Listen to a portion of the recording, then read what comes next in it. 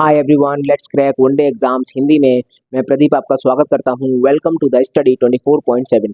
दोस्तों, भौतिक विज्ञान की जो अपनी सीरीज चल रही थी, उस सीरीज का आज ये 22वां लेक्चर है।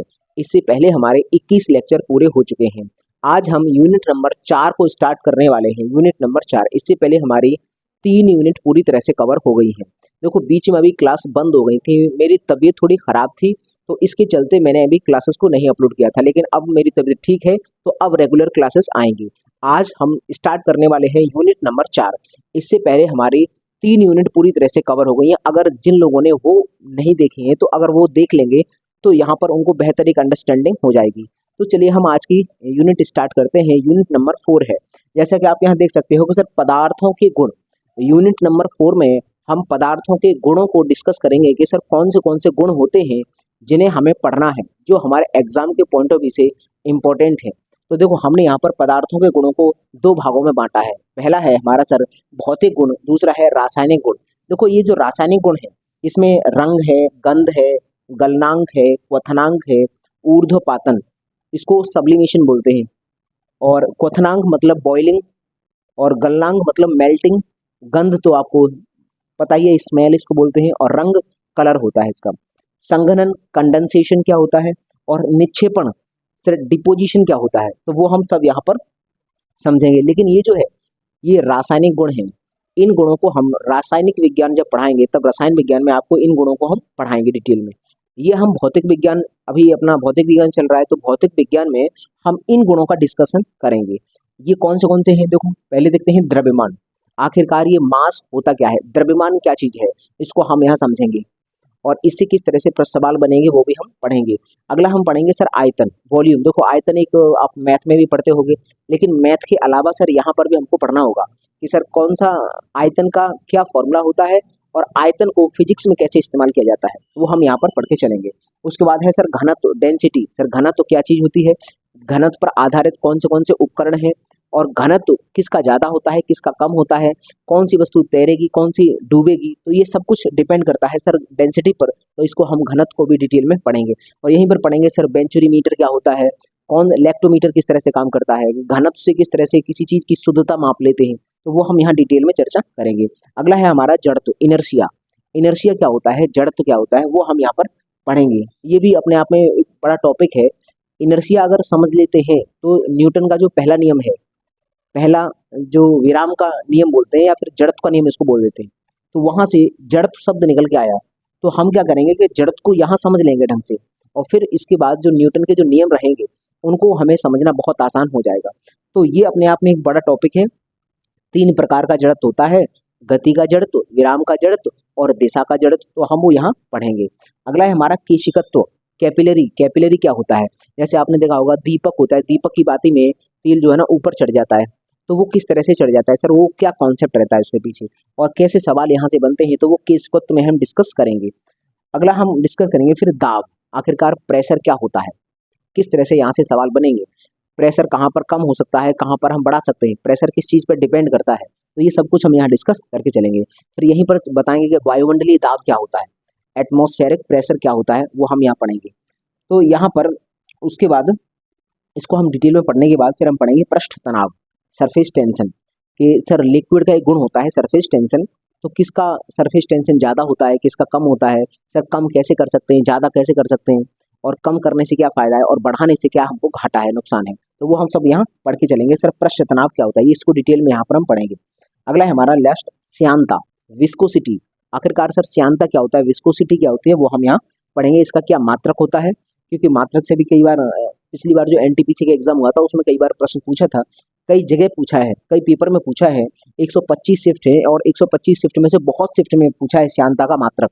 एमकेएस में पूछा है और सीजीएस में पूछा है, तो हम वो यहाँ पर पढ़ के चलेंगे। आखिरकार ये क्या चीज़ होती है श्यानता, वो भी हम डिटेल में यहाँ पढ़ेंगे। तो पहले आप इसका स्क्रीनशॉट ले लो। ये तो हम यूनिट नंबर 4 में पढ़ने वाले इतने सारे टॉपिक, ये जो लिखे हैं ये वाले हम टॉपिक पढ़ेंगे केमिस्ट्री में, रसायन विज्ञान में हम इनको पढ़ेंगे, क्योंकि ये है रासायनिक गुण, ये है भौतिक गुण।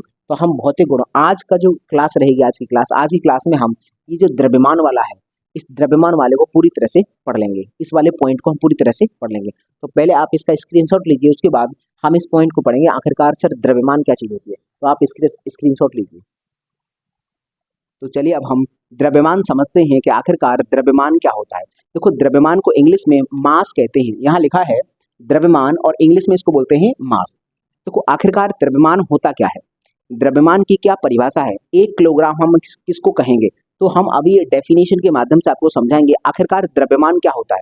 इस बात की मैं आपको गारंटी देता हूं कि आज से पहले द्रव्यमान से संबंधित इतनी ज्यादा जानकारी आपको कहीं नहीं मिली होगी, उतनी जानकारी मैं अभी इस क्लास में आपको देने वाला हूं। तो हम पहले समझेंगे आखिरकार द्रव्यमान क्या होता है और उसके बाद उससे संबंधित किस तरह से प्रश्न आते हैं। तो देखो, सबसे पहले हम यहाँ पर परिभाषा लिखेंगे, आप हमारे साथ परिभाषा लिखना, उसके बाद हम उसको समझाएंगे। तो पहले परिभाषा लिखिए हमारे साथ ही साथ। तो चलिए हम परिभाषा लिखते हैं। देखो, परिभाषा क्या होती है, किसी किसी वस्तु में निहित पदार्थ की मात्रा ही द्रव्यमान कहलाती है। द्रव्यमान कहलाती है। क्या मतलब है इसका? इसका मतलब है कि अगर हमारे पास कोई वस्तु है, उसके अंदर कितना मैटर है, कितना पदार्थ है, उसकी जो मात्रा होगी वही द्रव्यमान को निर्धारित करती है, वही उसका द्रव्यमान होती है। तो अगर हम बात करें सर ये कि पदार्थ की मात्रा क्या होती है, जैसे हम एक एग्जांपल के तौर पर माने, ये हमारे पास एक पात्र है, इसमें हमने पानी भरा है। एक दूसरा पात्र है, ये थोड़ा सा बड़ा पात्र है, इसमें भी हमने पानी भरा है। तो अब हम यहाँ पर बात करें, ये है हमारे पास पात्र ए और ये है पात्र बी। यहाँ आप देख सकते हो किस पात्र में पानी की मात्रा ज़्यादा है। तो आप कहोगे सर ये जो बी पात्र है इसमें पानी की मात्रा ज़्यादा है क्योंकि ये बड़ा बर्तन है, ये छोटा है इसमें पानी की मात्रा कम है। तो पानी की जो मात्रा है सर, यही मात्रा तो इसका द्रव्यमान होगी। हम एग्जाम्पल के तौर पर मानते हैं अगर इसमें 1 किलोग्राम पानी है तो इसमें इस बात की गारंटी होगी कि 1 किलोग्राम से ज़्यादा ही होगा क्योंकि ये मात्रा ज़्यादा है, पानी इसमें ज़्यादा है। तो हमने अभी परिभाषा में यही लिखा कि किसी पदार्थ के अंदर जितना भी उसमें मैटर उपस्थित होता है उस मैटर को ही द्रव्यमान कहा जाता है। तो यहाँ पर आप 1 किलोग्राम से तो ज़्यादा ही होगा, हम मानते हैं कि सर ये 2 किलोग्राम है। एग्जाम्पल के तौर पर मान लिया है कि सर यहाँ पर मात्रा ज़्यादा है तो इसका द्रव्यमान ज़्यादा होगा, इसमें मात्रा कम है तो सर इसका द्रव्यमान कम होगा। ये है हमारे पास परिभाषा, किसी वस्तु में निहित पदार्थ की मात्रा। एक और हम एग्जाम्पल समझते हैं, जैसे मान लीजिए ये हमारे पास एक बॉल है, ये मान लीजिए हमारे पास एक खोखली बॉल है, ये धातु की बॉल है, धातु की बॉल है। अगर हम इसके द्रव्यमान की बात करें तो द्रव्यमान कितना होगा, देखो एक खोखली बॉल है तो इसके अंदर कुछ एयर होगी, एयर में भी कुछ ना कुछ वजन होता है। हाँ, ये माना जरूर उसमें बहुत कम होता है, नेग्लिजिबल होता है, लेकिन कुछ ना कुछ तो होता है। तो इसमें होगा क्या, एयर प्लस ये धातु का मटेरियल कितना है, ये धातु की मात्रा। जब हम इन दोनों को जोड़ लेते हैं, इन दोनों को मिलाएंगे तो जो भी मात्रा निकल कर बनेगी वही उसका द्रव्यमान कहलाएगी, द्रव्यमान, यही इसका द्रव्यमान कहलाएगी। अब द्रव्यमान का मापन किससे करते हैं, तो सर द्रव्यमान का मापन हम तुला से करते हैं। तुला, देखो यहाँ पर मैंने चित्र बनाया है तुला, इसको तराजू कहते हैं। आपने देखा होगा कि मार्केट में जैसे आप जाते हो तो दुकानदार से कहते हो कि हमको 1 किलोग्राम चीनी चाहिए, तो वो क्या करता है, तराजू के एक पलड़े में बाट रख देता है और दूसरे पलड़े में चीनी को रखता है। चीनी उसमें बढ़ाता जाता है, जैसे ही बराबर हो जाती है चीनी वैसे ही वो रोक देता है, समझ जाता है कि इसका अब द्रव्यमान भी 1 किलोग्राम हो चुका है। तो यहाँ से जितने भी संसार की तुला हैं, इस तरह से तुला होती हैं। अब तो इलेक्ट्रॉनिक तुला भी चल रही हैं। तो ये जो तुला है, मैं पुरानी वाली तुला ली है, ये जो तुला है ये किस तरह का द्रव्यमान हमको निकाल कर देती है। अगर आपसे पूछें कि ये जो तुला है, तराजू है, वो किस तरह के द्रव्यमान को मेजर करती है, तो ये रिलेटिव द्रव्यमान, सापेक्षिक द्रव्यमान बताती है। क्योंकि हम यहाँ पर लिख दे देंगे, चलो रिलेटिव, RELATI, रिलेटिव मास, सापेक्षिक द्रव्यमान। तो अगर आपसे कोई ये पूछ ले कि जितनी तुला हैं, जितनी भी तराजू हैं, वो तराजू किस प्रकार के द्रव्यमान को व्यक्त करते हैं, तो हम बताएंगे सर वो रिलेटिव द्रव्यमान होता है। होता क्या है कि इधर बाट रखा है, इधर वस्तु रखी है, तो उस बाट से रिलेट करके हम इस वस्तु के द्रव्यमान को मेजर कर रहे हैं। तो जितनी भी आपको तराजू दिखें, जितनी भी दुकान पर तराजू आपको मिलेगी, जितनी भी, वो सब कहीं ना कहीं रिलेटिव मास को ही मेजर करती हैं।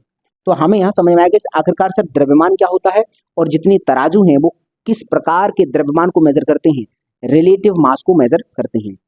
ये आपको दिखाई दे रहा होगा, ये लिखा है स्प्रिंग तुला। यहाँ से एक दूसरा सवाल और बनेगा कि जो स्प्रिंग तुला है वो किस चीज का मेजरमेंट करती है। तो स्प्रिंग तुला है वो द्रव्यमान को मेजर नहीं करती, वो भार मेजर करती है, भार। देखो द्रव्यमान और भार में मैंने अंतर आपको पहले बता चुका हूं, मैं पहले की वीडियोस में बता चुका हूं कि द्रव्यमान क्या होता है, भार क्या होता है। थोड़ी सी जानकारी मैं अभी यहाँ दूंगा। देखो भार का फॉर्मूला आपने देखा होगा, भार बराबर होता है m इंटू जी।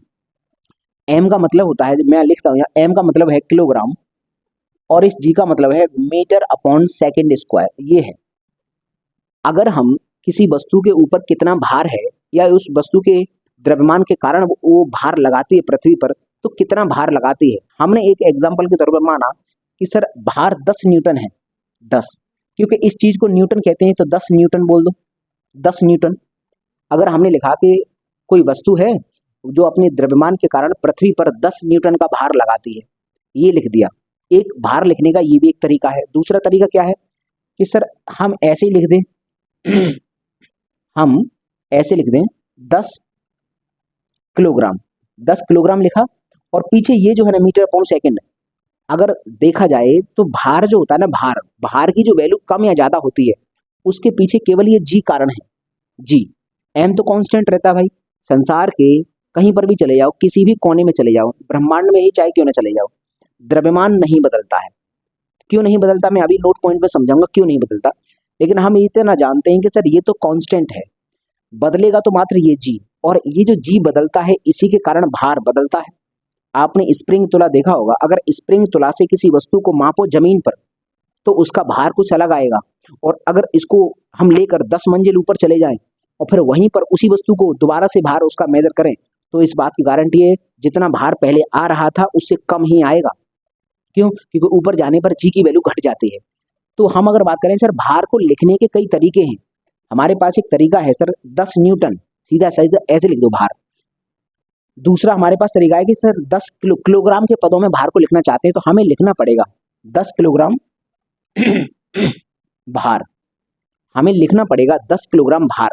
तो ये जो है ना केजी, वो तो ये आ गया, और ये जो है ये वाला, ये भार होता किसके कारण है, इस जी के कारण। इस जी की वैल्यू के कारण ही किसी वस्तु का भार अलग अलग होता है। तो हम इस जी को हमने भार बोल दिया है। हम इस भार को 10 न्यूटन ऐसे भी लिख सकते हैं और हम ऐसे भी लिख सकते हैं 10 किलोग्राम भार, 10 किलोग्राम भार ऐसे भी लिखा जा सकता है। पीछे लिखा होगा, मतलब जो वेट होगा ना, वेट, ये शब्द आपको मिलेगा जरूर। अगर हम द्रव्यमान की बात करेंगे तो मात्र किलोग्राम आएगा, जो रिलेटिव मास होता है वो केवल किलोग्राम आता है उसके पीछे लिखकर। लेकिन अगर हम भार की बात करेंगे तो भार होता है उसके पीछे लिखा रहेगा कि भार, मतलब उस जहां पर इस वैल्यू को लिखेंगे उसके आसपास में कहीं ना कहीं वेट शब्द आपको मिलेगा जरूर। जैसे मार्केट में आपने कोई बड़ी जैसे यूरिया की बोरी खरीदने जाते हो तो यूरिया की बोरी पर भी लिखा रहता है नेट वेट, वेट लिखा रहता है, वहां पर मास नहीं लिखा रहता, रिलेटिव मास भी नहीं होता, वहां लिखा रहता है वेट। तो कुल मिलाकर वो भार को मेजर करते हैं, भार वेट को मेजर करते हैं। तो हमें यहाँ से 2 सवाल याद रखने हैं अभी। पहला, सर स्प्रिंग तुला किसको मापती है, भार को मेजर करती है, भार को, सर द्रव्यमान को मेजर नहीं करती। अगला, तराजू और तुला है, तराजू या फिर जो तुला है, ये साधारण ये तुला है, ये किस चीज का मेजरमेंट करती है, तो सर ये करती है रिलेटिव मास को मेजर करती है, ये करती है रिलेटिव मास को। तो हमें ये समझ में आया, 2 यहाँ से बातें समझ में आ गई। सर स्प्रिंग तुला भार को मेजर करेगी और ये जो साधारण तुला या फिर तराजू है ये रिलेटिव मास को मेजर करती है। मास का मात्रक तो किलोग्राम होता है, ये हम जानते हैं, और भार का मात्रक न्यूटन होता है। भार को लिखने का तरीका ये भी याद रखना, भार को लिखने का एक ये तरीका है तो ये भी तरीका है, भार को लिखने का तरीका ये भी है। यही कारण है कि जो बोरी आती है उस बोरी पर लिखा रहता है नेट वेट, पहले लिख देगा नेट वेट और आगे डैश लगा के लिखेगा 10 किलोग्राम या 20 किलोग्राम 50 किलोग्राम जो भी होगा, तो वो किलोग्राम के पदों में उसने लिखा है, तो वहां वेट शब्द आपको जरूर मिलेगा। वेट मिल जाए तो समझ जाना वो भार है। तो 2 हम यहाँ से सवाल समझ चुके हैं, स्प्रिंग तुला भार मेजर करती है और साधारण तुला या तराजू है वो रिलेटिव मास मेजर करती है, सापेक्षिक द्रव्यमान, इसको हिंदी में याद रखना, सापेक्षिक द्रव्यमान। द्रव्यमान की परिभाषा है किसी वस्तु में निहित पदार्थ की मात्रा। सर उसमें जितना ज्यादा पदार्थ होगा सर उसका द्रव्यमान भी उतना ही ज्यादा होगा। और जैसे कि हमने यहाँ पर एग्जाम्पल लिया था, सर यहाँ पानी ज्यादा था, मात्रा ज्यादा थी तो द्रव्यमान ज्यादा है। सर इसमें अगर हम बात करें सर इसका द्रव्यमान क्या होगा, तो सर इसके अंदर कुछ एयर होगी, एयर की भी अपने आप में जगह घेरती है, उसमें भी वजन होता है कुछ ना कुछ। ये माना कि नेग्लिजिबल बहुत कम होता है लेकिन होता तो है उसमें वजन। तो एयर का वजन प्लस इस धातु का वजन जोड़ देंगे तो ये द्रव्यमान कहलाएगा। ये तो होता है द्रव्यमान। अब हम बात करें सर द्रव्यमान का मात्रक क्या होता है। मात्रक, अगर हम द्रव्यमान की मात्रक की बात करें तो मात्रक इसके देखो SI पद्धति या फिर MKS। देखो MKS पद्धति का ही बड़ा रूप SI पद्धति है। पद्धतियां हमने 4 पढ़ाई थी। ये जब हम मापन पढ़ा रहे थे, मापन और मेजरमेंट वाला, तो वहां पर हमने 4 पद्धतियां पढ़ाई थी और इनका क्या इतिहास रहा है उसको भी हमने डिटेल में पढ़ाया था। अगर आपको ये पद्धतियां पढ़नी है तो एक बार जाके उस वीडियो को जाके जरूर देखें। अगला है ये हमारा SI और MKS पद्धति का ही बड़ा रूप, विस्तृत रूप SI पद्धति है। इसमें हम द्रव्यमान को मापते हैं किलोग्राम में। अगर बात करें सर CGS पद्धति में द्रव्यमान को मापते हैं ग्राम में, इसको G से रिप्रेजेंट करते हैं। और एक होता है FPS पद्धति होती है, उसमें हम मापते हैं पाउंड में, POUND। पाउंड में हम द्रव्यमान को मेजर करते हैं। तो ये द्रव्यमान को मेजर करने के हमारे पास 3 पद्धतियां हैं। ये देखो आप कहोगे सर यहाँ तो 4 दिख रही है। SI पद्धति MKS पद्धति का ही बड़ा रूप है, विस्तृत रूप है। तो ये MKS या SI में हम किलोग्राम, CGS में ग्राम और FPS में पाउंड कहते हैं। हम इसको याद रखेंगे। ये हुआ हमारा द्रव्यमान की परिभाषा और द्रव्यमान के 3 पद्धतियों में ये मात्रक है। अब हम पहले आप इसका स्क्रीनशॉट लो, उसके बाद हम बताते हैं कि सर द्रव्यमान का जो मेजरमेंट है वो 2 तरीके से होता है। बहुत यही सबसे ज्यादा इंपॉर्टेंट है कि अभी हमें बताएंगे सर एक AMU क्या होता है। AMU ये होती क्या चीज है और इससे हम किस चीज का मेजरमेंट करते हैं।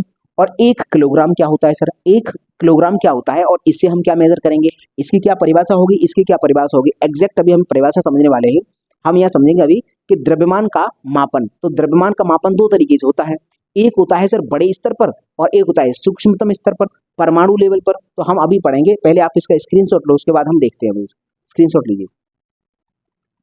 तो चलिए अब हम समझते हैं द्रव्यमान का मापन। आखिरकार द्रव्यमान का मापन कैसे होता है। देखो द्रव्यमान का मापन 2 तरीके से होता है। मैंने यहाँ पर लिखा है द्रव्यमान का मापन। पहला होता है सामान्य मापन। देखो सामान्य मापन क्या होता है, जैसे हम मार्केट में जाते हैं, मार्केट में जो भी हम खरीद बिक्री करते हैं तो वहां पर जो मापन होता है उसका आधार किलोग्राम होता है। उस आधार 1 किलोग्राम के बाट को हम आधार मानकर मापन करते हैं। जितना भी व्यापार है, जितना भी माप तौल का काम होता है, उसमें 2 तरह का मापन होता है। एक होता है सामान्य मापन, जो हमारी रियल लाइफ में डेली जो दिन प्रतिदिन जो हम कार्य करते हैं, जो व्यापार कर रहे हैं, उसमें हम इसका इस्तेमाल करते हैं। और एक होता है सूक्ष्मतम मापन। सूक्ष्मतम मापन ये कहाँ होता है द्रव्यमान का, ये सूक्ष्मतम मापन कहाँ होता है, ये होता है सर परमाणुवीय स्तर पर। जैसे आप मापना चाहते हो कि सर ऑक्सीजन के एक परमाणु का द्रव्यमान कितना होगा, तो आप वहां पर किलोग्राम इस्तेमाल नहीं कर सकते, आप वहां पर ग्राम इस्तेमाल नहीं कर सकते, वहां पर एटॉमिक मास यूनिट काम करती है। तो आखिरकार वो एटॉमिक मास यूनिट क्या होती है वो यहाँ आएगा। तो हम अभी समझते हैं कि सर द्रव्यमान का जब सामान्य मापन करेंगे, सामान्य मापन जो हम अपनी डेली लाइफ में जो भी हम माप तौल करते हैं, मार्केट में जाते हैं, कुछ खरीद बिक्री करते हैं, तो वहां पर जो मापन हो रहा है और जो भी व्यापार में मापन चल रहा है वो सब उसका आधार है 1 किलोग्राम। तो आप बात करोगे कि सर सामान्य जो मापन है, सामान्य मापन कहाँ होता है, सामान्य मापन का आधार क्या है। अगर हम बात करें सर बेस क्या है, आधार, किसको आधार मानकर हम सामान्य मापन करते हैं, तो हम आधार मानते हैं 1 किलोग्राम। 1 किलोग्राम को हम आधार मानते हैं और इसी के आधार पर हम सामान्य जो व्यापार होता है वो करते हैं। अगर हमें सामान 1 किलोग्राम खरीदना है तो 1 किलोग्राम का बाट हमारे पास उपस्थित है। 2 किलोग्राम खरीदना है तो 2 किलोग्राम का है। 10 किलोग्राम खरीदना है तो 10 किलोग्राम का। 50 किलोग्राम खरीदना है तो 50 किलोग्राम भी हम व्यवस्था बनाकर कर सकते हैं। तो कुल मिलाकर आधार हमारा ये 1 किलोग्राम है। अगर बात करें सर सूक्ष्मतम द्रव्यमान का मापन होगा तो इसमें आधार क्या होता है, तो हम यहाँ लिखेंगे सर इसका आधार जो है, इसका आधार है AMU, एटॉमिक मास यूनिट। अभी हम इसको डिटेल में समझेंगे आखिरकार ये है क्या चीज। आज से इस बात की मैं गारंटी देता हूँ कि आज से पहले आपने इस AMU को बस पढ़ा होगा, समझा नहीं होगा कि आखिरकार ये होती क्या चीज है। आज मैं एग्जैक्ट बता कर दूंगा कि आखिरकार ये AMU है क्या, आपको बहुत बेहतर तरीके से समझ में आएगा। पहला हम समझते हैं सर 1 किलोग्राम। ये जो सामान्य मापन है उसमें सर आधार है 1 किलोग्राम, और जो सूक्ष्मतम मापन है उसका आधार है AMU। सूक्ष्मतम मापन कौन करता है सर? जो वैज्ञानिक होते हैं, जो कोई शोध कर रहे हैं, जो कोई खोज कर रहे हैं, तो उन्हें इसकी आवश्यकता पड़ती है। देखो, हमें कभी आवश्यकता नहीं पड़ेगी कि हम हाइड्रोजन का परमाणु द्रव्यमान निकालने की कोशिश करें, भाई हमें कभी आवश्यकता नहीं पड़ेगी। हमें कभी आवश्यकता नहीं पड़ेगी कि ऑक्सीजन का द्रव्यमान, हमसे कोई कह दे कि आप ऑक्सीजन का द्रव्यमान जो है ना वो हमें तौल के बताओ, हमसे कोई नहीं कहेगा। हाँ, हमसे ये जरूर कर सकता है कि आप 1 किलोग्राम चीनी तौलो, 5 किलोग्राम चावल तौल दो, या फिर 10 किलोग्राम आलू दे दो, ये जरूर होगा। मतलब हमारे काम का है ये किसके काम का है?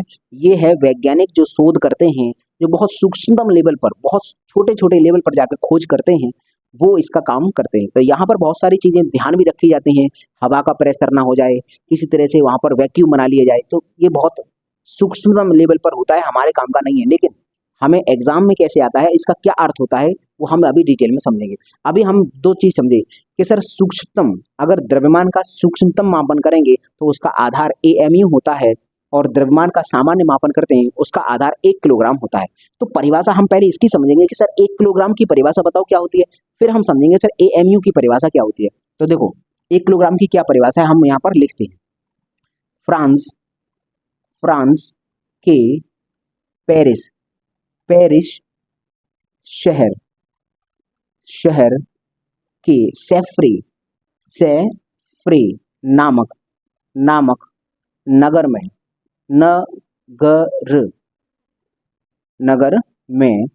स्थित मापतौल की वेधशाला में प्लेटिनम, ये PT का मतलब है प्लेटिनम, ये 90% लिख लेना, प्लेटिनम 90% प्लस IR इरिडियम 10%, मिश्र धातु फ्रांस के पेरिस शहर के सेफ्रे नामक नगर में स्थित मापतौल की वेधशाला में प्लेटिनम और इरिडियम मिश्र धातु के टुकड़े के वजन को ही 1 किलोग्राम द्रव्यमान माना गया है। तुम कहोगे सर ये क्या परिभाषा हुई, ये क्या परिभाषा हो गई? द्रव्यमान को मापने तौलने का एक विभाग है। जब मैंने मापन की पद्धतियां पढ़ाई थी तब मैंने बताया था कि सर एक विभाग है जो मापतौल के उपकरण है और मशीनें हैं, वो सब वही निर्धारित करता है। वो संस्था को मैंने डिटेल में पिछली वाली वीडियोस में पढ़ाया है, जब मैंने MKS CGS FPS पद्धति पढ़ाई थी तब। अगर किसी को देखना है उसका पूरा इतिहास तो उन वीडियोस को जाके देख सकता है। अभी यहाँ समझो कि सर 1 किलोग्राम होता क्या है, ये परिभाषा भी मैंने एक बार वहां समझाई थी, यहाँ दोबारा समझा रहा हूँ। 1 किलोग्राम क्या होता है? देखो, 2 धातु हमने ली, एक ली प्लेटिनम, एक लिया इरिडियम। प्लेटिनम और इरिडियम मिलाकर एक ऐसी धातु बनकर तैयार हुई जो किसी से रिएक्शन नहीं करती है, वो किसी से बहुत हार्ड होती है। पहली बात तो तुम कहोगे सर रिएक्शन ना करे उसके लिए सोना ले लेते ना, सोना तो किसी से रिएक्शन नहीं करता, प्लेटिनम भी तो नहीं रिएक्शन करता है। लेकिन हमको एक ऐसी धातु चाहिए जो अपना आकार ना बदले, जो कठोर हो, तो प्लेटिनम से कठोर तो सोना है नहीं, तो सोना होता है बहुत मुलायम, इसलिए हमने सोना नहीं लिया है, हमने प्लेटिनम लिया। 90% प्लेटिनम और 10% इरिडियम, इनको मिलाया तो एक ऐसी धातु बनकर तैयार हुई जिस पर ताप, दाब और इन किसी का भी प्रभाव नहीं पड़ता है, वो फिक्स रहता है। तो इस धातु का एक टुकड़ा बनाया, एक टुकड़ा, और उसके वजन को, वो जो संस्था है, मापतौल की संस्था है, उस संस्था ने उस टुकड़े के वजन को 1 किलोग्राम द्रव्यमान माना, और ये कहा कि संसार में आज की बात है, जब भी हम 1 किलोग्राम की बात करेंगे तो सर उस टुकड़े का जितना भी वजन होगा उस टुकड़े को ही 1 किलोग्राम मानेंगे। जितनी भी बाट बनाने वाली कंपनियां हैं सभी उसी टुकड़े के द्रव्यमान के को लेकर, उस द्रव्यमान जो वो टुकड़ा है उसके द्रव्यमान को 1 किलोग्राम मानते हैं और फिर उसके आधार पर बाट बनाती हैं। 1 किलोग्राम का जब बाट बन जाता है तो फिर 10, 20, 50, 100 कितना भी किलोग्राम का बना सको। तो कुल मिलाकर 1 किलोग्राम की परिभाषा है क्या? है कुछ नहीं, यही परिभाषा है कि फ्रांस के पेरिस शहर के सेफ्रे नामक नगर में स्थित मापतौल की वेधशाला में प्लेटिनम और इरिडियम मिश्र धातु के टुकड़े के वजन को ही 1 किलोग्राम माना गया है। 1 किलोग्राम माना गया है। तो हम ये याद रखेंगे सर उसको। अब उस 1 किलोग्राम के वजन के आधार पर ही इस संसार में जितने भी देश हैं वो सभी 1 किलोग्राम, सबका 1 किलोग्राम उतना ही होता है जितना उस टुकड़े का वजन है। वरना अगर ऐसा ना हो, अगर मान लीजिए कि उनका वो जो शुरुआत में जो बहुत सारे 206 अभी देश हैं, शुरुआत में मैंने जब भी बताया था उस वीडियो को जब माप तौल वाली वीडियो बताई थी तो उसमें मैंने मात्रा की पद्धतियां बताई थी। तब फिर मैंने बताया था उस वीडियो में, मैंने कहा था कि माप तौलने का वो एक संस्था है। शुरुआत में उसमें 80 देश थे, फिर बाद धीमे धीमे धीमे देश बढ़े और सभी देश लगभग मिलकर उन्होंने निर्धारित किया कि भैया हम इसको 1 किलोग्राम मानेंगे और सब देश अब इसी को 1 किलोग्राम मानेंगे। क्यों? क्योंकि व्यापार अगर करना है तो कोई फिक्स बाट तो होना चाहिए। अगर कल को दूसरा देश वो कहेगा भाई हमने तो 100 ग्राम का 1 किलोग्राम बना रखा है, तो कैसे काम चलेगा? तो सभी देश लगभग व्यापार करते हैं एक दूसरे के साथ, तो उनके व्यापार में सुगमता आए, समानता आए, किसी तरह का पक्षपात ना हो। तो इसलिए इस संस्था ने 1 किलोग्राम के इस टुकड़े को, यहाँ से इस धातु का, मिश्र धातु का टुकड़ा लिया और कह दिया कि भाई इसका जितना भी द्रव्यमान है उसको हम 1 किलोग्राम कहेंगे। इसी को मानते हैं और जितनी भी बाट बनाने वाली कंपनियां हैं इसी को आधार मानकर बाट बनाती हैं। अब बात आती है, तो अब यहाँ से तो 50 किलोग्राम, 100 किलोग्राम, अब कितना भी किलोग्राम आ सकता है। अब हम बात करते हैं सर सूक्ष्मतम मापन। सर सूक्ष्मतम मापन हमारे काम का नहीं है, लेकिन हमें समझना ये होता क्या है। जब किसी परमाणु, जब किसी तत्व के परमाणु का वजन मापने की बात हो, जैसे हमने कहा कि सर ऑक्सीजन परमाणु का वजन मापो, उसका एटॉमिक मास बताओ कितना होगा ऑक्सीजन का। हमने कह दिया आपसे कि आप बताइए ऑक्सीजन का एटॉमिक मास। हमने आपसे पूछ लिया कि ऑक्सीजन का एटॉमिक मास बताओ, तो क्या आप ये वाली नॉर्मल सा 1 किलोग्राम का बाट ले लोगे? क्या कोई बाट बना है कि जो एटॉमिक मास को मेजर कर सके डायरेक्ट? क्या ऐसी कोई तुला है? तो नहीं बनी है। तो सर यहाँ पर ये बहुत सूक्ष्मतम है। पहली बात तो आप इतना समझो कि सर परमाणु इतना छोटा होता है कि एक सुई की नोक पर 1000 परमाणु आ सकते हैं, 1000 से भी ज्यादा आ सकते हैं। तो अपनी सामान्य आंखों से तो दिखेगा नहीं।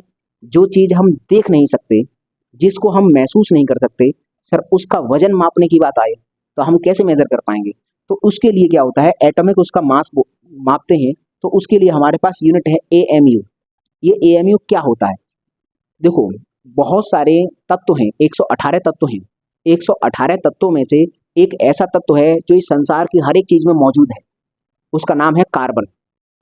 तो आपने जब देखो केमिस्ट्री हम पढ़ाएंगे तो हम बताऊंगा कार्बन और कार्बन की समस्थानिक।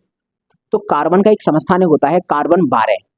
कार्बन 12 तो है क्या? कार्बन 12 ये एक कार्बन का समस्थानिक है, कार्बन का एक समस्थानिक है।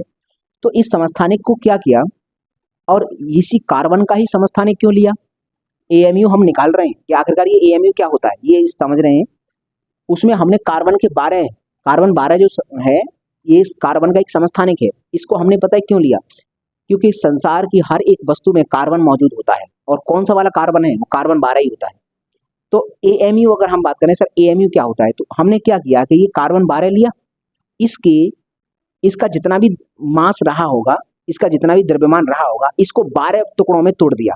हमने इसको क्या किया, इसके 12 बराबर भाग, कार्बन 12 एक समस्थानिक है, इसको हम ऐसे लिखते हैं C12। ये कार्बन का एक समस्थानिक है। इस समस्थानिक को लिया और हमने इसके 12 टुकड़े कर दिए, और बराबर बराबर टुकड़े 12 टुकड़े हमने किए। अब इन 12 टुकड़ों में से एक टुकड़ा हमने उठाया, हमने टुकड़ा उठा लिया। कार्बन 12 जो समस्थानिक है उसके 12 बराबर बराबर टुकड़े किए, और उन 12 टुकड़ों में से एक टुकड़ा उठा लिया। इस एक टुकड़े का जितना भी द्रव्यमान है, उसी द्रव्यमान को एक एएमयू कहा गया। एक टुकड़े का जितना भी द्रव्यमान है उसी द्रव्यमान को एक एएमयू, एटॉमिक मास यूनिट कहा गया। एटॉमिक मास यूनिट, एक टुकड़े के द्रव्यमान को। तो पहली बात यहां से, अभी मैं डेफिनेशन यहाँ लिखने वाला हूं, पहले समझ लो क्या होता है। एएमयू क्या होता है? Atomic mass unit. तुम कहोगे सर ये है सामान्य मास यूनिट, ये नॉर्मल मास यूनिट है, ये एटॉमिक मास यूनिट है। अगर आप बोलोगे सर ये नॉर्मल मास यूनिट है, नॉर्मल मास यूनिट क्या है? ये सामान्य जो हम मापतोल करते हैं सर, उसका नॉर्मल मास यूनिट होता है 1 किलोग्राम, को हमने नॉर्मल मास यूनिट कहा है, इससे हम व्यापार करते हैं। और फिर 1 किलोग्राम अगर हमें पता चल गया तो सर हम 10, 20, 50, 100 कुछ कितना भी निकाल सकते हैं, बस इसका वजन निर्धारित करना था। वैसे ही हम अगर किसी भी परमाणु का अगर द्रव्यमान चाहिए तो वह जिस तरह से यहाँ 1 किलोग्राम आधार है, ऐसे यहाँ एएमयू आधार है, तो आखिरकार एएमयू का वजन जो होगा, द्रव्यमान होगा, कितना होगा। तो उसके लिए क्या किया कि कार्बन 12 लिया गया। कार्बन 12 ये कार्बन का एक समस्थानिक है, इसके टुकड़े किए गए, 12 टुकड़े किए गए, और उन 12 टुकड़ों में से एक टुकड़ा उठा लिया गया। हमने कहा कि यही है यूनिट। अगर हमें किसी परमाणु का द्रव्यमान मापना है तो ऐसे टुकड़ों की सहायता से ही मापेंगे। ये टुकड़ा है, ये छोटा सा टुकड़ा, एक तरह से मानो कि बहुत छोटा एक बाट है। जैसे यहाँ पर 1 किलोग्राम का बाट था, वैसे ही कार्बन 12 के हमने 12 टुकड़े किए थे। कार्बन 12 एक समस्थानिक है, इसके 12 टुकड़े किए थे, और एक टुकड़े का द्रव्यमान जितना भी होगा उसको ही हमने एएमयू कह दिया। अब कल को अगर हम ये बोलेंगे ऑक्सीजन का द्रव्यमान कितना होता है, एटॉमिक मास, तो हमने याद कर रखा है जी, तो आपको रटा होगा सर 16 होता है। तो 16 क्या होता है? ऑक्सीजन का एटॉमिक मास पता क्या आता है? ऐसे ये जो टुकड़ा है ना कार्बन 12 का एक टुकड़ा, ऐसे 16 टुकड़े ले आओ और 16 टुकड़े रख दो, तब ऑक्सीजन के बराबर हो जाएगा। मतलब क्या है कि सर ये हमारे पास एक तराजू है, मान लीजिए हमारे पास एक ये तराजू है। अभी थोड़ा सा इसी चीज को मैं थोड़ा बड़ा करके बता रहा हूँ, एक जूम करके बता रहा हूँ एक तरह से, कि मान लीजिए सर हमने यहाँ पर ऑक्सीजन रखा है, ऑक्सीजन, तो ऑक्सीजन का जो परमाणु भार होता है हम जानते हैं सर 16 होता है। ऑक्सीजन का एक ऑक्सीजन है ना, 16 हो गया, 16 होता है। 16 ये क्या है? 16 पता है क्या है? इधर हम अगर ऑक्सीजन रखेंगे तो ये पलड़ा नीचे हो जाएगा। फिर हम इधर पता है क्या रखेंगे? इधर रखेंगे वही C14, सॉरी C12 है। इसके इसके इसके 16 टुकड़े इसके 16 टुकड़े रख देंगे। अगर हम इसके C12 के 16 टुकड़े यहाँ पर रख देंगे तो ये बराबर में आ जाएगा लेवल में। इसका मतलब ये है कि कोई भी संसार का परमाणु है, अगर उसके वजन को मापना है तो उसका आधार है कार्बन 12 का एक टुकड़ा। कार्बन 12 के हम 12 भाग करते हैं, ये कार्बन 12 है, कार्बन 12 ये कार्बन का समस्थानिक है, इसके 12 टुकड़े किए और एक टुकड़े के द्रव्यमान को हमने एक एएमयू कह दिया। तो हम एएमयू की परिभाषा यहाँ से लिख सकते हैं। पहले एक एएमयू, इसकी परिभाषा हम पहले लिखते हैं, फिर हमें अभी और बताएंगे। तो हम लिखेंगे कार्बन के समस्थानिक C12 को 12 बराबर भागों में विभक्त करके उसमें से एक भाग के द्रव्यमान को ही एक एएमयू कहते हैं। हमें समझ में आएगा सर एएमयू है क्या? कार्बन का एक समस्थानिक है कार्बन 12, उसके 12 टुकड़े कर लो और उनमें से एक टुकड़ा लो, तो उस एक टुकड़े का जितना भी द्रव्यमान होगा सर उसी को हम एक एएमयू कहेंगे, एटॉमिक मास यूनिट कहते हैं। अगर हम यहाँ बात करते हैं कि सर एक बात बताओ, लिथियम होता है सर, लिथियम का 6 पॉइंट मान लो 6 होता है, ये आगे भी होता है, मैंने थोड़ा सा हटा के बता दिया, 6.6 समथिंग होता है, 7 के करीब होता है। तो अगर हम लिथियम की बात करें तो लिथियम के पास, चलो एग्जैक्ट लेते हैं, ये पॉइंट वाला छोड़ो, सोडियम का बताओ। सोडियम का सर 23 होता है। सोडियम का एटॉमिक वेट, जो एटॉमिक वेट या एटॉमिक मास इसको बोलते हैं, वो कितना होता है? 23 एएमयू। 23 एएमयू। इसका मतलब क्या है? सोडियम के परमाणु को एक तुला के एक हिस्से में रखेंगे, दूसरे हिस्से में कार्बन 12 के जी हमारे पास तमाम टुकड़े होंगे, तो ऐसे 23 टुकड़े उठाकर जब हम दूसरे पल्ले में रख देंगे तब ये बराबर आ पाएगा। इसका मतलब सोडियम की तुलना हो, चाहे ऑक्सीजन की तुलना हो, चाहे हाइड्रोजन की हो, जैसे हीलियम होता है, हीलियम कितना होता है? हीलियम का होता है सर 4 एएमयू। इसका मतलब पता है क्या?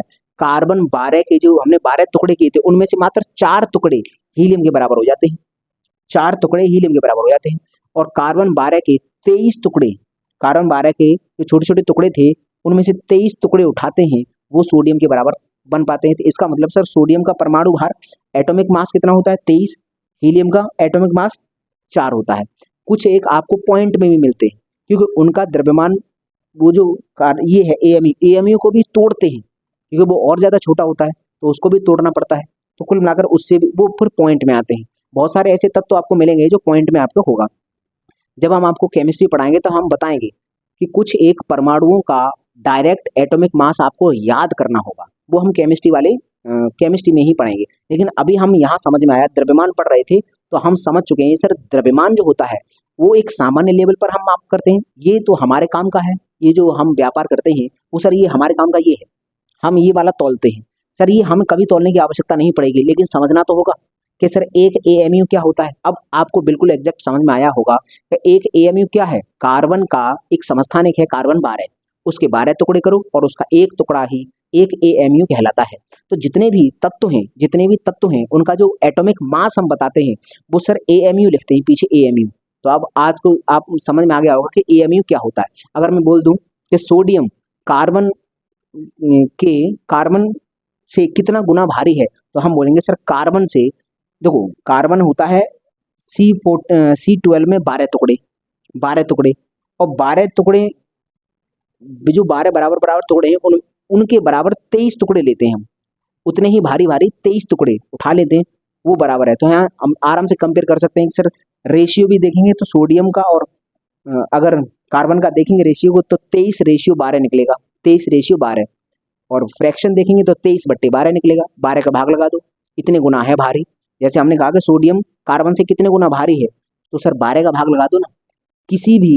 किसी भी तत्व को अगर हमें ये चेक करना है कि ये कार्बन से कितने गुना भारी है, तो आप उसमें हमेशा 12 का भाग लगा दो, जितना भी उसका परमाणु भार होगा। जैसे मैंने कहा कि सर सोडियम कितने गुना भारी है, तो आप पता क्या करोगे, इस 23 में 12 का भाग लगा दोगे, जितना भी आएगा सर इतने गुना भारी है। अगर हीलियम की बात करेंगे तो सर इसमें 12 का भाग लगा देना। तो ये है, तो हमें यहाँ समझ आएगा सर सूक्ष्मतम द्रव्यमान अगर मापन करना है तो एएमयू आधार होता है, और अगर सामान्य मापन करना है द्रव्यमान का तो सर हमारे पास है एनएमयू, नॉर्मल मास यूनिट, वो 1 किलोग्राम होता है, और एटॉमिक मास यूनिट ये सूक्ष्मतम लेवल पर होता है। हमें ये मापतोल नहीं करनी है, लेकिन हमें समझना है कि सर ये क्या है। लेकिन यहाँ पर भी बहुत सारे ऐसे तत्व होंगे जिनका हमें डायरेक्ट एटॉमिक मास याद करना होगा, लिखाने की यहाँ आवश्यकता नहीं है। क्यों? क्योंकि ये चीज़ हम केमिस्ट्री में लिखाएंगे, लेकिन केमिस्ट्री में मैं ये नहीं बताऊंगा कि आखिरकार ये एएमयू क्या होता है, मैं तब ये बताऊंगा कि मैंने फिजिक्स में ये एएमयू को समझा रखा है। तो यहाँ पर आप एक काम करो, इसका स्क्रीनशॉट लो, उसके बाद हम देखते हैं कि सर देखो 1 किलोग्राम होता है। चलो मैं यही बताता हूँ थोड़ा सा, आप इसका स्क्रीनशॉट ले लो। यहाँ लिखता हूँ, यहाँ पर कुछ नोट पॉइंट लिख देता हूँ। जैसे मान लीजिए 1 केजी कितना होता है, हम बोलेंगे सर 100 ग्राम के बराबर होता है। 100 ग्राम नहीं 1000 ग्राम होता है, सॉरी 1000 ग्राम। 1 किलोग्राम कितने ग्राम के बराबर होता है, तो हम कहेंगे सर 1000 ग्राम के बराबर होता है। अगर हम बात करें सर 100 केजी इकट्ठा कर लें तो वो कितना होता है, 1 क्विंटल कहलाता है, क्विंटल। ये हम डायरेक्ट याद रखेंगे, ये कुछ वैल्यू है जो हमें डायरेक्ट याद रखनी है। सर 1 किलोग्राम 1000 ग्राम के बराबर होता है, 100 किलोग्राम 1 क्विंटल के बराबर होता है, 1 क्विंटल में 100 किलोग्राम होता है। अगर हम बात करें सर 1000 किलोग्राम तो वो होता है 1 टन।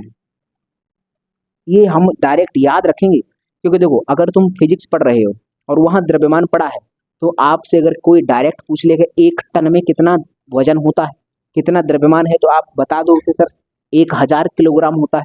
अच्छा 1 टन में कितना क्विंटल बनेगा, तो तुम 100 का भाग लगा 1000 में लगाओगे तो 10 बनेगा, मतलब 1 टन में 10 क्विंटल होता है। तो ये हम डायरेक्ट याद रखेंगे। इसके अलावा और भी हैं, जैसे 1 पाउंड में कितने किलोग्राम होता है, फिर 1 किलोग्राम में कितने पाउंड होता है, ये भी हमारे।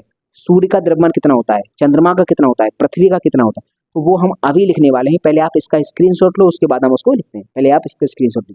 तो चलिए अब हम कुछ द्रव्यमान समझ लेते हैं, जैसे पृथ्वी का द्रव्यमान कितना होता है, चंद्रमा का कितना होता है, और सर सूर्य का द्रव्यमान कितना होता है, और द्रव्यमान का सबसे बड़ा मात्रा क्या होता है। तो देखो पृथ्वी का द्रव्यमान कितना होता है, 5.97219 इंटू 10⁻24 किलोग्राम।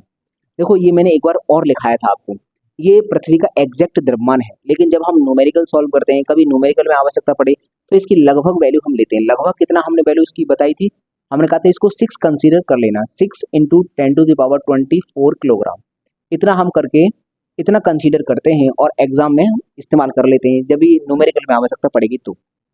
अब बात करते हैं सर चंद्रमा का द्रव्यमान कितना होता है, तो ये होता है 7.34767309 इंटू 10⁻22 किलोग्राम। ये चंद्रमा का द्रव्यमान है, एग्जैक्ट द्रव्यमान।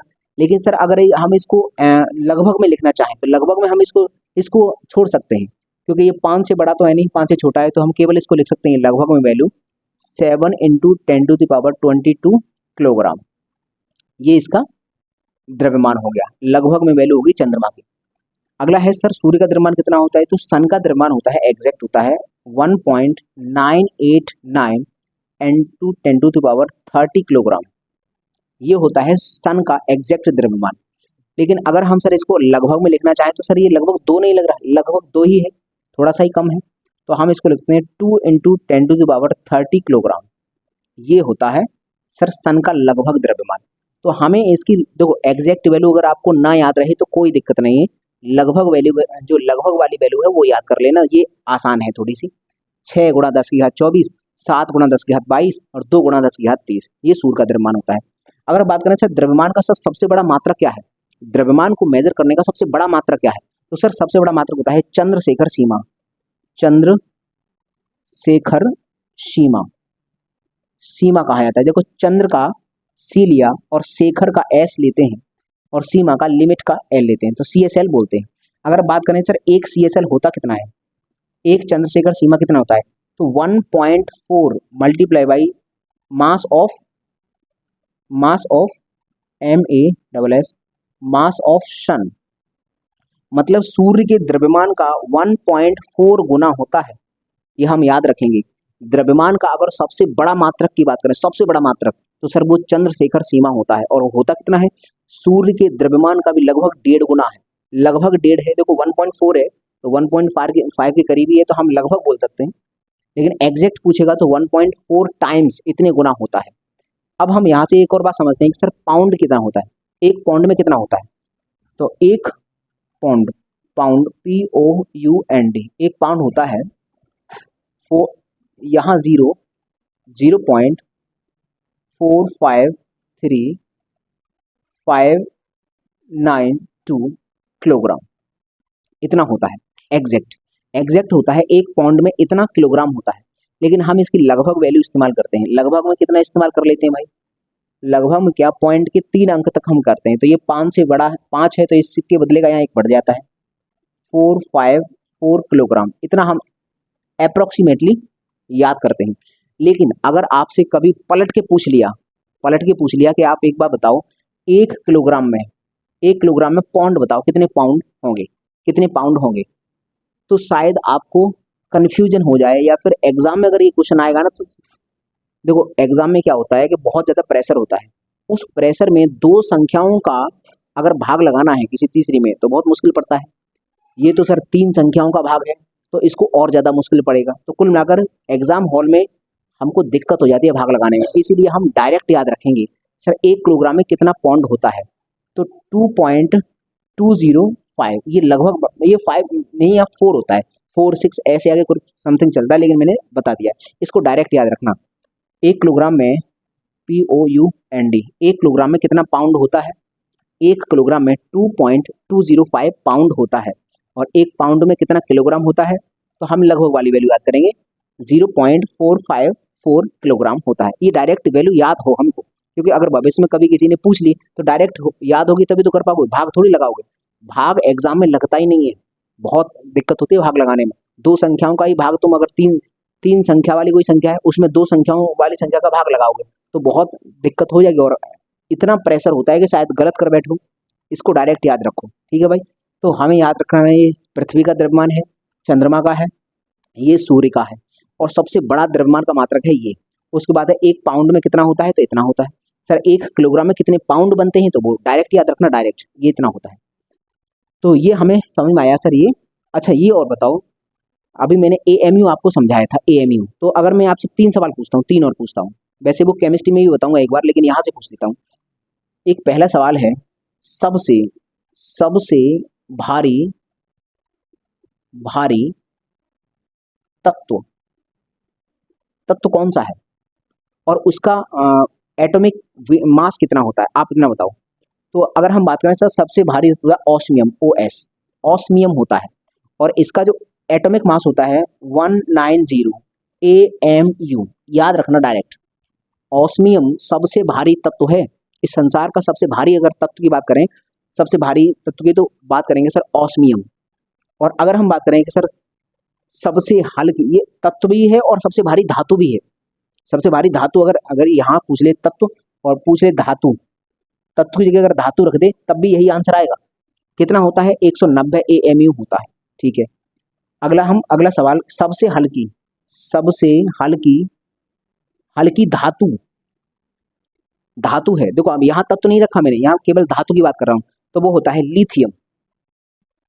तुमने नाम सुना होगा लिथियम बैटरी, बहुत उसकी क्षमता होती है लिथियम बैटरी की 30-30 साल, 40-40 साल। जैसे बैटरी वाली स्कूटी आती है उसमें बैटरी जो होती है वो लिथियम बैटरी होती है, उसकी जो गारंटी आती है वो गारंटी तो 30 साल, 40 साल, 50 साल, ऐसी ऐसी गारंटी आती है लिथियम बैटरी की। सबसे हल्की होती है धातु ये। तो अब तुम कहोगे सर ये इसका कितना होता है, तो इसका जो वो है 6 पॉइंट लगभग 6-7 या 7 समथिंग, अगर हम इसको हटाएंगे तो यहाँ 7 आ जाएगा। AMU, AMU लगभग 7 होता है, लगभग 7 होता है, तो हमने 6.67 कर दिया है। तो अगर उस 7 को हटाओगे तो यहाँ 7 हो जाएगा। तो ये सबसे हल्की धातु है। अब आपसे ये पूछा सबसे हल्का तत्व, तो तत्व ये नहीं है, तत्व तो दूसरा है। तो अगला एक तीसरा सवाल है, सबसे हल्का हल्का तत्व या फिर गैस, ये दो बातें पूछेगा। सबसे हल्का तत्व पूछ लेगा या फिर गैस पूछेगा, तो इसका आंसर एक ही आता है, क्या है, हाइड्रोजन। हाइड्रोजन है। इसका कितना होता है सर, 1.000 ऐसे आगे और समथिंग होता है, 549 के समथिंग, लेकिन हमें याद रखना है लगभग में हाइड्रोजन का 1 AMU इतना होता है हाइड्रोजन का। तो ये 3 सवाल हमको अलग से याद करने हैं। ये देखो ये 3 सवाल हैं, इन तीनों सवालों को एक बार मैं और केमिस्ट्री में बताऊंगा, तब मैं वहाँ पर ये भी बताऊंगा कि सर इसकी खोजकर्ता कौन है, कौन से देश में इसकी खोज हुई है, इसके खोजकर्ता कौन है, इसके खोजकर्ता कौन है, सब कुछ वहाँ डिटेल में बताएंगे। लेकिन यहाँ अभी हम द्रव्यमान पढ़ रहे थे, तो इसके साथ इन 3 का द्रव्यमान भी याद करके चलना कि इन तीनों का क्या द्रव्यमान होता है। डायरेक्ट याद रखना कि सर हाइड्रोजन का 1 AMU, वैसे होता क्या है 1.0000549 ऐसे समथिंग होता है, लेकिन हमने 1 लिख दिया है, वो सूक्ष्मतम होता है तो हटा दिया। यहाँ पर 6.67 लगभग 7 होता है, ये होता है 190 AMU। डायरेक्ट हमको याद रखना, तो ये जो वैल्यूज हैं वो हमें डायरेक्ट याद रखनी है। अब देखो इसके बाद एक नोट पॉइंट और है, एक नोट पॉइंट है, आप इसका स्क्रीनशॉट लो, उसके बाद मैं उस नोट पॉइंट को और लिखाता हूँ। लिखिए, चलो भाई स्क्रीनशॉट आपने ले लिया होगा। नोट पॉइंट क्या है कि देखो संसार में आप पूरी पृथ्वी पर चाहे कहीं चले जाओ, या पृथ्वी को छोड़कर आसमान में चले जाओ, या ब्रह्मांड में चले जाओ, कहीं पर भी चले जाओ, क्या नहीं बदलता, तो बदलता नहीं है द्रव्यमान। मैंने थोड़ी देर पहले बताया था द्रव्यमान की परिभाषा, तब मैं परिभाषा बताई थी, तब मैंने कहा था कि मैं अभी एक नोट पॉइंट लिखाऊंगा, उसमें आपको बताऊंगा कि द्रव्यमान पूरे ब्रह्मांड में कहीं नहीं बदलता, बराबर रहता है। क्यों नहीं, देखो नोट पॉइंट हम पहले लिखते हैं, उसके बाद हम समझते हैं कि आखिरकार पूरे ब्रह्मांड में द्रव्यमान समान क्यों रहता है, तो उसका पीछे भी लॉजिक हम बताते हैं। पहले हम नोट पॉइंट लिखेंगे, पूरे ब्रह्मांड में, पूरे ब्रह्मांड में द्रव्यमान कभी भी नहीं बदलता है, अर्थात नियत रहता है, नियत रहता है। ये हम डायरेक्ट एक नोट पॉइंट याद करेंगे। और इसी से संबंधित एक प्रश्न है, क्यों रहता है, इसका अभी जवाब, चलो क्यों का जवाब पहले ले लेते हैं। सर ऐसा क्यों, ऐसा क्यों है कि सर पूरे ब्रह्मांड में द्रव्यमान सर बदल ही नहीं रहा है, द्रव्यमान सर कांस्टेंट है। तो इसके पीछे लॉजिक क्या है, देखो मैंने, अब परिभाषा पर जाओ आप। परिभाषा मैंने क्या बताई थी, किसी पदार्थ, जो कोई वस्तु है, उस वस्तु में पदार्थ की मात्रा द्रव्यमान कहलाती है। जैसे एक एग्जांपल के तौर पर मैं समझता हूँ, इस क्यों का जवाब दे रहा हूँ, इसमें एक एग्जांपल बताता हूँ आपको। मैंने कहा सर ये हमारे पास एक पैकेट है, और इस पैकेट में मैंने ये 5 कांच की छोटी छोटी बॉल रख ली है, 5 बॉल रख ली हैं। अब इस पैकेट को मैं पृथ्वी के किसी भी कोने पर ले जाऊं, बॉल की संख्या बदलेगी क्या, बॉल तो 5 ही रहेंगी। अगर 5 बॉल हैं धातु की तो 5 ही रहेंगी। सर इसी पैकेट को मैं उठाकर अनंत आकाश में ले जाऊंगा या फिर स्पेस में चला जाऊंगा, तो बॉल की संख्या बदल जाएगी क्या? बॉल तो नहीं बदलेगी। तो ये संख्या ही तो मात्रा है। मैंने क्या कहा था, द्रव्यमान क्या होता है? किसी वस्तु के अंदर पदार्थ की मात्रा थोड़ी बदलेगी। इस पैकेट को मैं जमीन से उठाकर स्पेस में ले जाऊंगा, तब भी इसके अंदर बॉल तो 5 ही रहेंगी, बॉल थोड़ी बदलेगी। और ये बॉल किसको रिप्रेजेंट करती हैं? बॉल कर रही है इस वस्तु के छोटे छोटे कणों को। मतलब मान लीजिए ये मार्कर है, अगर इस मार्कर के अंदर 1 लाख छोटे छोटे पार्टिकल हैं, मान लो 1 लाख छोटे छोटे पार्टिकल हैं इस मार्कर में, इस मार्कर को उठाकर मैं स्पेस में ले जाऊंगा, तो 1 लाख से क्या कम हो जाएंगे पार्टिकल? क्या इसमें से निकल के भाग जाएंगे? कुछ नहीं निकलेगा भाई, इसी में रहेंगे, क्योंकि ये उसका पदार्थ है और इसको छोड़कर नहीं जाएगा। यही कारण है कि पूरे ब्रह्मांड में द्रव्यमान नहीं बदलता। क्यों? क्योंकि उस वस्तु का पदार्थ जो है, वो पदार्थ को छोड़ के थोड़ी भागेगा, इसमें से निकल के थोड़ी जाएगा। वो एक इंटरमोलिकुलर फोर्स द्वारा बना हुआ है, वो अपने आप छोड़ के तो नहीं जाएगा। इसका मतलब द्रव्यमान कहीं बदलेगा नहीं। तो हमने ये लिखा है पूरे ब्रह्मांड में द्रव्यमान कभी भी नहीं बदलता है, अर्थात नियत रहता है। तो क्यों? क्योंकि ये जो है ना, ये पदार्थ पदार्थ पदार्थ की मात्रा स्वयं नहीं बदलती है, चूंकि अंतर अंतर आणविक बल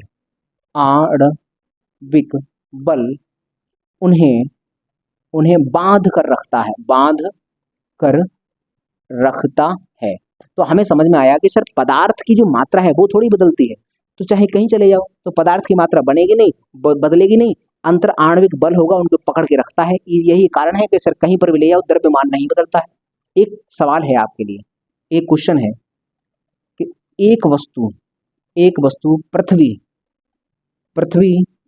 पर 50 किलोग्राम द्रव्यमान रखती है, तो बृहस्पति कोमा चंद्रमा पर क्रमशः इसका द्रव्यमान होगा। अब देखो बहुत सारे छात्र क्या होते हैं, बहुत जल्दबाजी में रहते हैं। देखा नहीं चंद्रमा तो तुरंत यहाँ 6 का भाग लगाते हैं, क्योंकि 1/6 होता है जी। अरे यहाँ देखो द्रव्यमान की बात कर रहा हूँ मैं, द्रव्यमान की, और मैंने अभी बोला है कि द्रव्यमान पूरे ब्रह्मांड में कहीं नहीं बदलता। तो चाहे तुम बृहस्पति पर जाओ, चाहे बृहस्पति पर जाओ, चाहे चंद्रमा पर जाइए, द्रव्यमान तो भाई साहब 50 किलोग्राम ही रहेगा, 50 किलोग्राम ही रहने वाला है। द्रव्यमान नहीं बदलता, द्रव्यमान बदलेगा ही नहीं, 50 किलोग्राम रहेगा। इसका मतलब सर ये फिक्स रहता है। इस सवाल का जवाब है दोनों का। बृहस्पति पर जाएंगे तब भी उसका द्रव्यमान 50 किलोग्राम रहेगा, चंद्रमा पर जाएंगे तब भी उसका द्रव्यमान 50 किलोग्राम रहेगा। सर बदलेगा तो मात्र भार बदलेगा, भार mg बदल जाएगा, क्योंकि गुरुत्वीय त्वरण अलग अलग होगा। तो ये हमें समझ में आया सर द्रव्यमान क्या होता है। तो आज की क्लास इतनी ही रखते हैं, काफ़ी लंबी क्लास हो रही है। ये जो डेटा जो मैंने लिखाया है इसको याद कर लेना एज इट इज़, क्योंकि ये अगर तुम फिजिक्स पढ़ रहे हो तो इतना तुमको याद होना चाहिए। तो बस आज की क्लास यहीं तक रखते हैं। इसके बाद हम आयतन पढ़ेंगे, तो वो अगली क्लास में। तो चलिए मुझे दीजिए इजाज़त, में मिलता हूँ आपको अगली वीडियो में। तब तक के लिए नमस्कार दोस्तों।